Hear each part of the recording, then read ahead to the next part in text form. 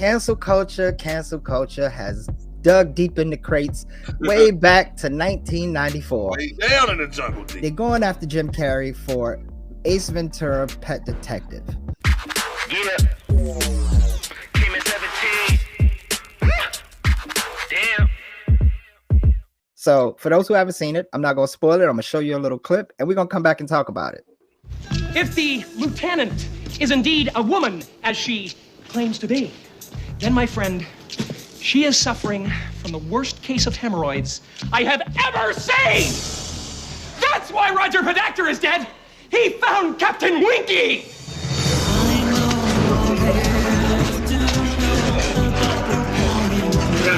It wasn't the fact that he exposed the criminal for what he really was or she really was. It was the reaction of everybody, because apparently she made out with everybody. Now, I want to know what your opinion. You saw the clip. You saw the people's reaction in the movie. What's your opinion? We're talking almost 30 years ago. Yes, bro. There should be a statute of limitations on something. Right. If you're going to try to be correcting every movie that was done 30 years ago, we're about to wipe out a whole bunch of shit. So everything. Right. So I'm not saying that means because it was done 30 years ago it's right. I guess what I am saying is that, to me, in the context from what I saw, if they took offensive the part when everybody's wiping their tongues or whatever, if we want to be man enough to head on address that, the thing about that would indicate that they didn't know that person was something other than what they presented themselves at. Over the years, as we, as these laws and these feelings get involved and cancel culture, we're going to be sensitive to the point where we're like daytime TV talk show hosts.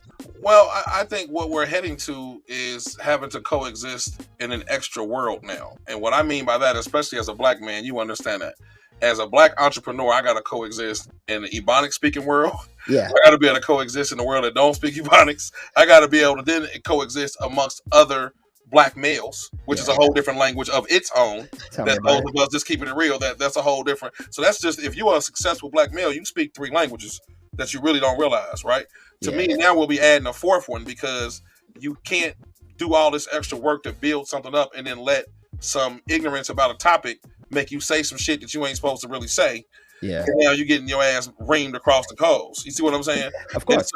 And so to me, I look at it like, I adopt the philosophy that I don't give a fuck what you do when you go home. Well, check this out. Since we're talking about cancel culture, I definitely want to get some celebrity opinions up in this.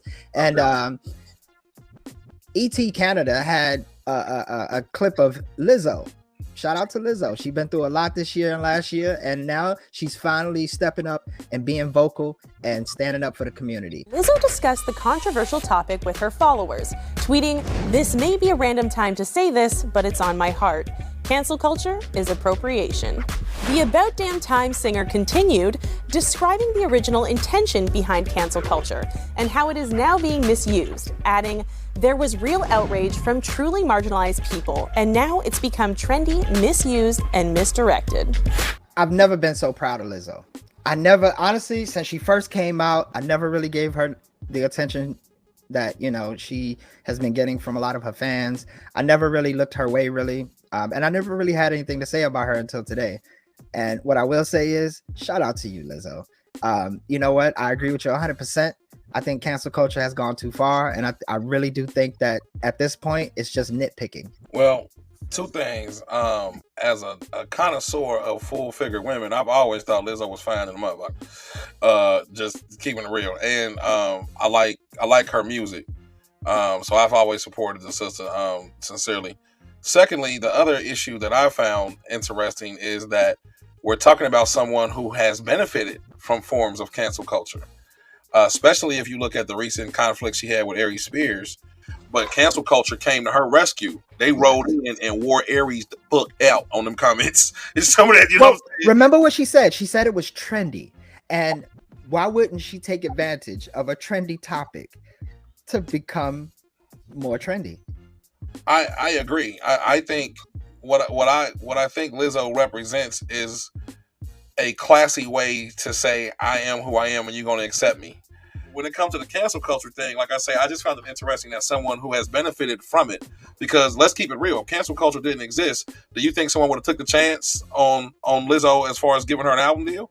Probably not, because you got a whole bunch of generation of people. The average woman in my phone look more like Lizzo than Holly Berry.